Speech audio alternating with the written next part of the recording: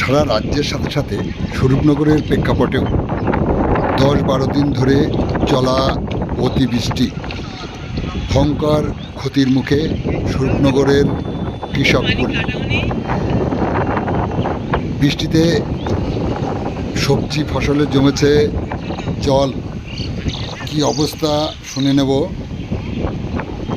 স্বরূপনগর থেকে কিষাণ ক্ষেত মজদুর ইউনিয়নের জেলা সহসভাপতি শামীম সর্দারের কাছ থেকে। কি বললেন তিনি, শুনতে আমাদের সাথে থাকুন, চোখ রাখুন। শামীম সাহেব বলছেন? হ্যাঁ বলুন সাহেব, ওই লাগাতার 10-12 দিন যে অতিবৃষ্টি হচ্ছে, স্বরূপনগরের প্রেক্ষাপটে কৃষকদের কি অবস্থা, কি বলবেন? বিশেষ করে আপনারা সবাই জানেন যে স্বরূপনগরের বিস্তীর্ণ অংশ জুড়ে ইছামতি এবং যমুনা নদী প্রবাহিত, এবং এছাড়া বেশ কিছু বাওড় এবং খালবিল আছে।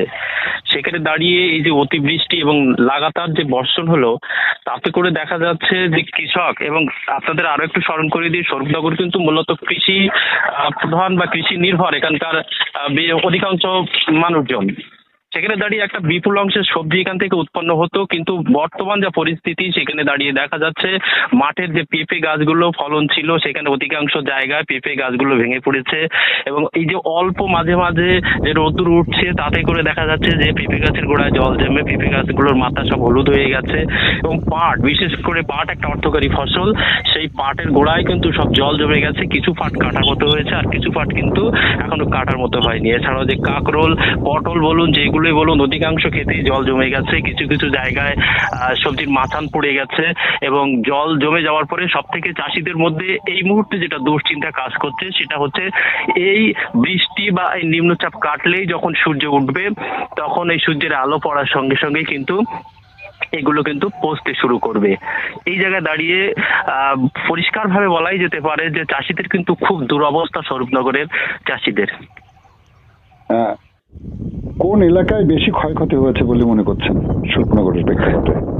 বিশেষ করে স্বরূপনগরের আপনার গোবিন্দপুর গ্রাম পঞ্চায়েত এবং চারঘাট আছে, সগুনা গ্রাম পঞ্চায়েতের বিস্তীর্ণ অংশ, এছাড়াও তেফুল মির্জাপুর থাকে, সেই সঙ্গে সারাফুল এর একটা বিস্তীর্ণ অংশ কিন্তু এই জলে বেশি আর কি ক্ষতিগ্রস্ত হয়। কোন ফসল বেশি মার খাচ্ছে বর্তমান প্রেক্ষাপটে? বর্তমান প্রেক্ষাপটে যেটা বলার, সেটা হচ্ছে বেশ কিছু জায়গায় পাট কাটা চলছে, এবং অনেক জায়গায় কিন্তু এখনো পাট কাটার মতো পরিস্থিতি তৈরি হয়নি, কিন্তু সেখানে অলরেডি জল উঠে গেছে। এছাড়াও যে সবজি ফসল, বিশেষ করে কাকরোল, পটল, পেঁপে, এইগুলোই কিন্তু নষ্টের সব থেকে বেশি নষ্ট হয়ে যাচ্ছে। আপনার নাম, পরিচয় বলবেন? আমার নাম শামীম সর্দার, বনগাঁ জেলা কিষাণ ও ক্ষেত মজদুর তৃণমূল কংগ্রেসের জেলা সহসভাপতি। ধন্যবাদ আপনাকে। ধন্যবাদ শামীম সর্দারকে, অশেষ ধন্যবাদ আমাদের সাথে থাকার জন্য। আমাদের সাথে থাকুন, দেখতে থাকুন।